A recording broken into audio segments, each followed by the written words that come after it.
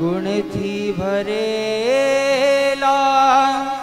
ગુણીજન દેખી હૈયું મારું નૃત્ય કરે.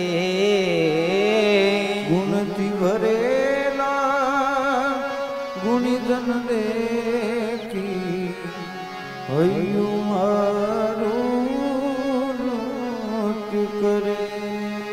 એ સંતોના ચરણ કમલમાં મુજ જીવનનું અધ્ય રહે.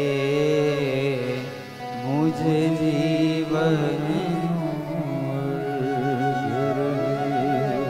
5 વર્ષના બાળકને શીખવાડવામાં આવતું કે ગુણથી ભરેલા ગુણીજન દેખી હૈયું મારું નૃત્ય કરે અને એ સંતોના ચરણ કમલમાં મુજ જીવનનું અધ્ય રહે.